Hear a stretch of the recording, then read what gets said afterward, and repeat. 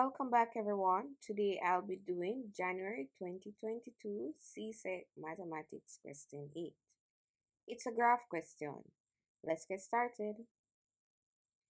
Here we have the function f such that x maps on to 3 minus 5x minus x squared. We need to complete the following table where we are going to find the values of y given the x values. Some of them are already found, but we have some missing ones that needs to be found. So the function, I replace x to be 0. So I have 5 times 0, that would be 0, and minus 0 squared. So this last 2 is gone, and I'm left with just 3.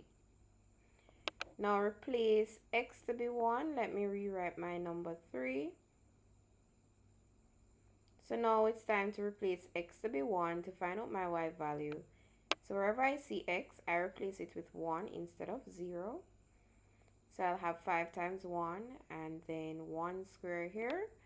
So 3 plus 5 times 1 is 5 and 1 square is 1.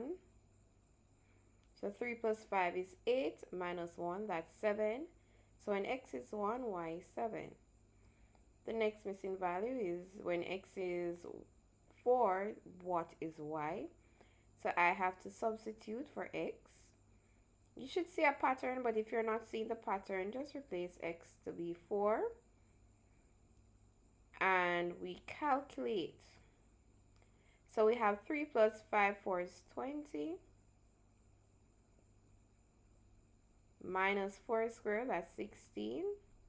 So 3 plus 20, that's 23. Minus 16, that gives me 7. The last one is x equals 6. And there is a pattern. If you're not seeing it, then we have to work it out. So we have 3 plus 5, 6 is 30. Minus 6 squared is 36. So 3 plus 30 minus 36, that's negative 3. Now we're going to move on to the next part where we are going to plot the points. Some of the points are plotted. The values that we found before, we're going to complete the graph and sketch the curve. So I will be plotting 0, 3. So I locate x is 0 and go 3 units upwards, and I will mark that point. So that is x is 3. Next, I will be plotting x is 1 and y is 7. So I locate x is 1 and then go 7 units upwards. So I'm counting 7 units. And then I mark this off. And this is x equal 1 and 7. Now x equal 2 and 3 is plotted. So my next is 4 and 7. So x is 4 and then I go 7 units upwards. So I'm counting 7 units going upwards and mark it off. The last one is x is 6 and y is negative 3. So I locate x is 6 and go 3 units downwards. Now I'm going to draw a smooth curve connecting the points. So I'm ensuring that my curve is a smooth curve connecting each point.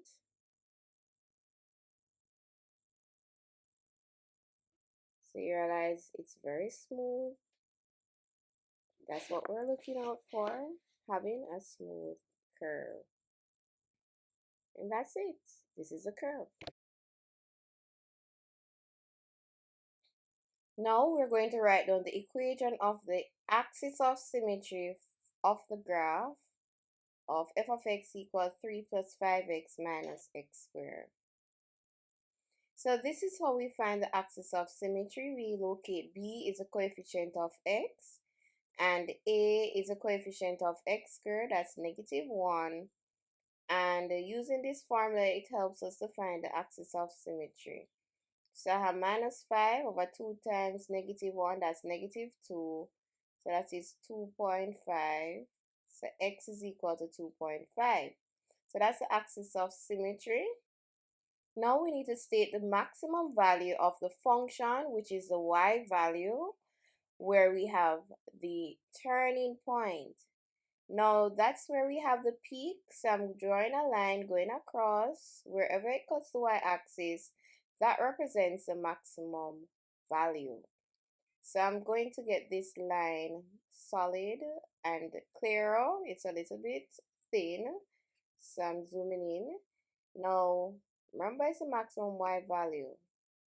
You can see that this is 8, this is 9, this will be 0.2, and the line is between 0.2 and 0.4, so this will be 9.3. The maximum value is y equal 9.3. The next question we have, write down the coordinates of the points where the line y equals 3 minus a half x crosses the x-axis. Now when we cross the x-axis, that means that at this point, y is equal to 0. So y is 0 once we cross the x-axis. So this y, I equate it to be equal to 0 and have 3 minus a half x. Now to continue, I carry the 3 over the equal sign, so I have minus 3 is equal to negative a half x. Then I divide both sides by negative a half. This cancels, so x is equal to negative divided by negative, that's positive. 3 divided by a half. Once you have division, you change it to multiplication and flip this so it becomes 2 over 1, which is 2. So 3 times 2 gives me 6. So this is x is 6. So I have x is 6 and y is 0. That is considered to be my x-intercept. Now the next one, it says crosses the y-axis. Once you cross the y-axis, then what happens is that x is equal to 0. So instead of equating y to be 0, I replace this to be 0. So I have y is equal to 3 minus a half times 0. And half times 0 is 0. So y is equal to 3. So therefore, I will have my y-intercept to be x is 0 and y is 3. On the grid, on page 22, draw the line. And to draw the line, I'm going to use the points. X is 0 and y is 3. And then x is 6 and y is 0. Now to connect them,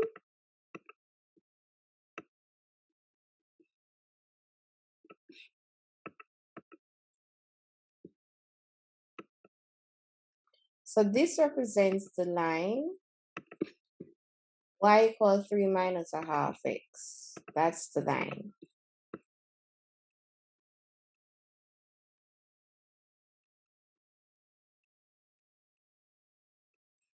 Now, having this line, what I am going to do now is using my graph to determine the solution of the equation, which is where they intersect. So as you can see here, my x value, x is equal to 0. But the next one you can zoom in, you can see that it cuts at this point. This is 5, this is 5.1, 5.2, 5.3, and 5.4. So this is x equal 5.4. So my answer is x is equal to 0 and x is equal to 5.4. Thanks for watching, guys. Don't forget to like and subscribe to my channel. Have a great day.